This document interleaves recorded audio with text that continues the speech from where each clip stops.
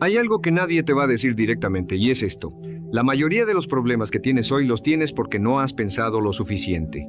No porque te falte inteligencia, no porque el mundo sea injusto, no porque hayas tenido mala suerte, sino porque tomaste decisiones sin analizarlas, reaccionaste en lugar de razonar, saltaste en lugar de calcular.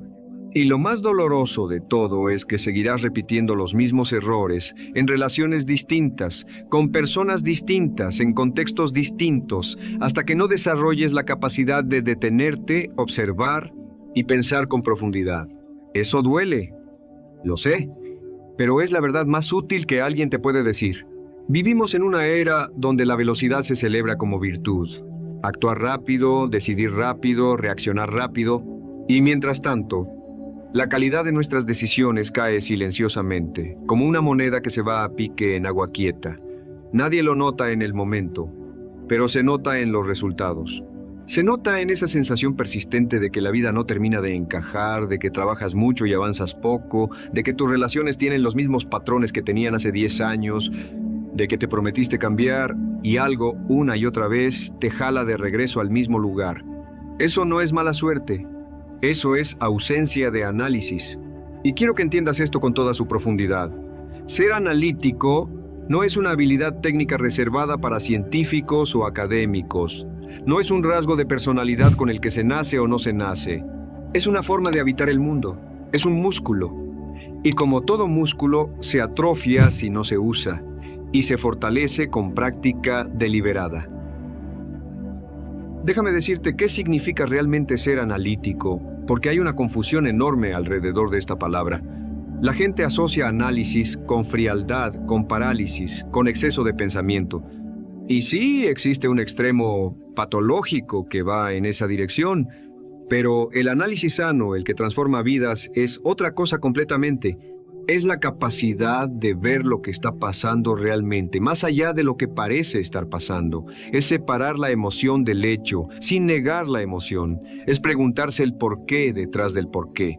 Es trazar conexiones que otros no ven porque están mirando la superficie mientras tú miras la estructura. Y esa diferencia entre mirar la superficie y mirar la estructura es la diferencia entre una vida reactiva y una vida dirigida. Piénsalo así. Dos personas enfrentan el mismo conflicto en el trabajo. A las dos las critican injustamente en una reunión. La primera persona reacciona, siente vergüenza, se defiende torpemente o se calla y hierve por dentro, llega a casa cargando esa tensión y durante días rumiará la escena sin llegar a ninguna conclusión. La segunda persona también siente lo mismo, la misma punzada, el mismo calor en el pecho, pero tiene el hábito del análisis. Entonces se hace preguntas, ¿por qué reaccioné así? ¿Qué dice de mí esa crítica? ¿Qué parte es válida y qué parte no lo es? ¿Qué quiere realmente esta persona? ¿Qué dinámica hay detrás de este conflicto? ¿Qué puedo hacer diferente la próxima vez? Y en ese proceso, algo notable ocurre. El dolor se convierte en información y la información en poder. Eso es lo que el análisis te da. No la ausencia de dolor, sino la capacidad de convertir el dolor en aprendizaje. Quiero que por un momento recuerdes alguna decisión importante que tomaste en los últimos años. Una decisión de la que hoy tienes dudas, algo que salió diferente a como esperabas. Y te pido que te preguntes con honestidad, ¿cuánto tiempo pensaste en esa decisión antes de tomarla? ¿Qué preguntas te hiciste? ¿Consultaste con tu intuición? Sí, pero también con tu razonamiento. ¿Analizaste el mejor escenario y el peor? ¿Pensaste en las consecuencias de segundo y tercer orden, no solo en el efecto inmediato, sino en lo que ese efecto generaría después y lo que ese siguiente efecto generaría después? La mayoría de las veces, la respuesta honesta es no. Y no porque seamos irresponsables o descuidados, sino porque nadie nos enseñó a hacerlo. La educación formal nos enseña a memorizar y a reproducir. Raramente nos enseña a diseccionar, a cuestionar, a examinar un problema desde múltiples ángulos hasta entenderlo realmente. Y entonces llegamos a la adultez con toda nuestra inteligencia intacta, pero sin entrenamiento para usarla con precisión, como tener un instrumento de calidad sin saber afinarlo. Aquí hay algo que me parece fundamental entender. Los seres humanos somos extraordinariamente buenos para engañarnos a nosotros mismos. La psicología lleva siglos documentando esto. Tenemos una tendencia poderosa a buscar información que confirme lo que ya creemos y a ignorar o desestimar aquella que lo contradice. Los filósofos de la antigua Grecia ya discutían esto, el problema de razonar a partir de premisas falsas que tomamos como verdaderas. Siglos después, pensadores de la modernidad describieron con rigor cómo construimos castillos de lógica impecable sobre cimientos que nunca examinamos. Y esto ocurre en todos los ámbitos de la vida. En las finanzas personales, creemos que somos buenos manejando el dinero porque tenemos buenas intenciones, pero nunca analizamos realmente a dónde va lo que ganamos, ni qué creencias heredadas tenemos sobre la riqueza que nos sabotean silenciosamente.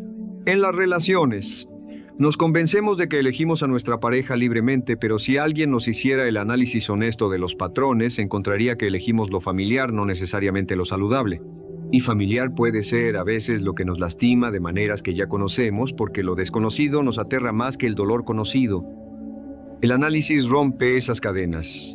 No de golpe, no de forma dramática. Las rompe en silencio, pregunta tras pregunta. Ahora bien, quiero ir más lejos. Porque ser analítico no solo te cambia a ti, cambia cómo te relacionas con el mundo y con las personas. Cuando desarrollas esta capacidad, comienzas a leer entre líneas. No con cinismo, no con desconfianza, sino con comprensión más profunda. Puedes estar en una conversación y notar no solo lo que se dice, sino lo que no se dice. Puedes ver a alguien enojado y entender que detrás de ese enojo hay miedo, o dolor, o una necesidad no satisfecha. Y cuando ves eso, tu respuesta cambia completamente. Ya no reaccionas al enojo con más enojo. Respondes al dolor con pausa y con presencia.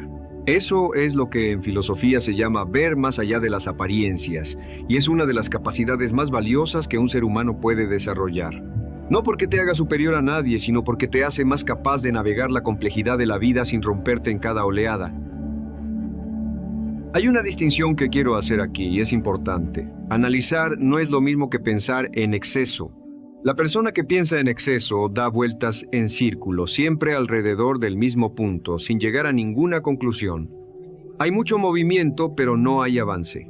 El análisis verdadero, en cambio, tiene dirección, tiene una pregunta central, un proceso para examinarla y lleva a una conclusión provisional.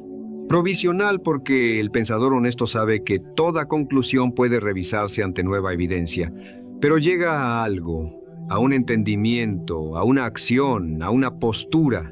Y esa capacidad de llegar a conclusiones claras en medio de la ambigüedad, eso vale oro en este mundo, porque el mundo es fundamentalmente ambiguo. Rara vez tenemos toda la información, rara vez los contextos son simples.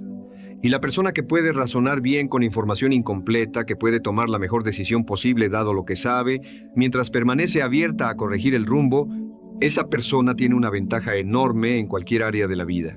Permíteme hablarte de algo que va más allá de lo individual, porque el alcance del pensamiento analítico es mucho más vasto de lo que normalmente se discute. Las civilizaciones que perduran son aquellas que desarrollan instituciones capaces de pensar bien colectivamente. La capacidad de una sociedad de analizar sus problemas con honestidad, de cuestionarse sus propios supuestos, de distinguir entre lo que parece funcionar y lo que realmente funciona, esa capacidad determina si una civilización crece o se estanca. Lo mismo ocurre con una familia, con una empresa, con cualquier grupo humano. Los grupos que sobreviven y prosperan son aquellos en los que el pensamiento analítico es valorado, practicado y enseñado.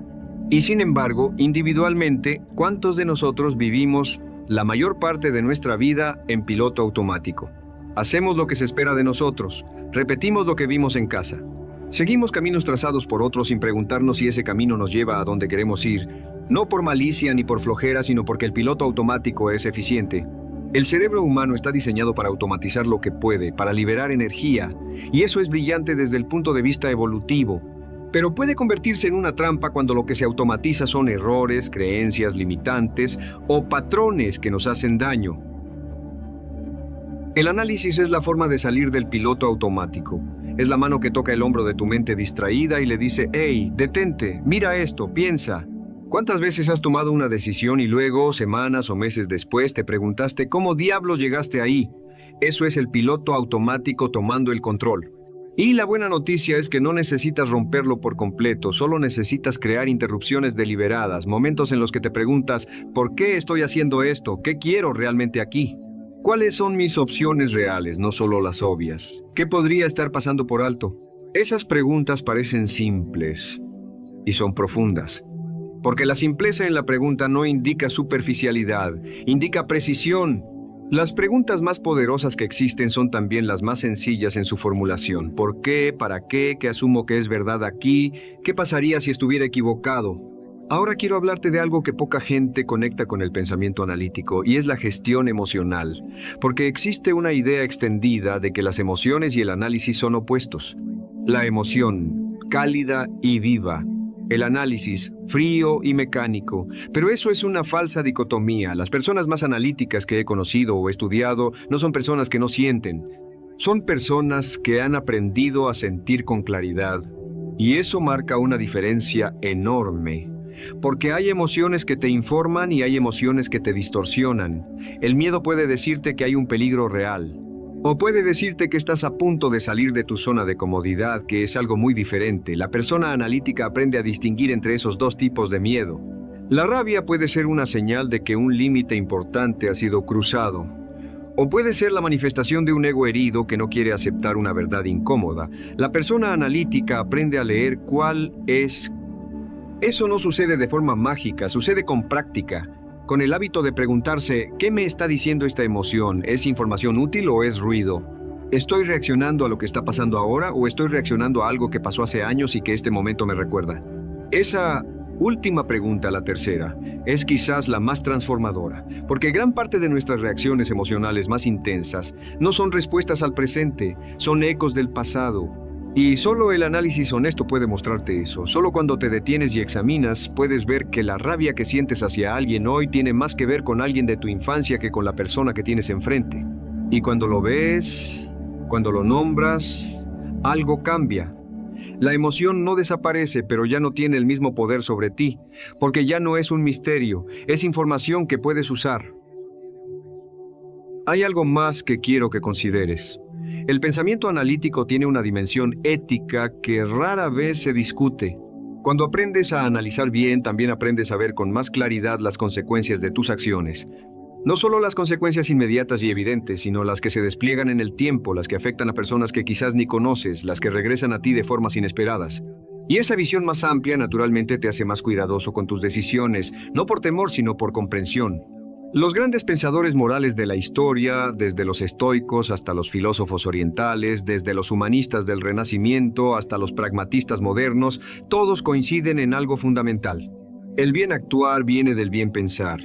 No necesariamente porque seas buena persona en abstracto, sino porque cuando piensas con claridad, puedes ver que ciertos tipos de acciones producen ciertos tipos de resultados, y esa visión te orienta hacia mejores elecciones.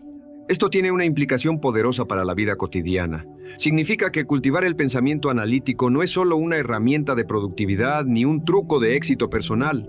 Es una práctica que te hace crecer como ser humano en todas las dimensiones. Te hace mejor en tu trabajo, sí, pero también te hace mejor padre o madre, mejor amigo, mejor ciudadano, porque todo mejora cuando piensas con más profundidad y precisión.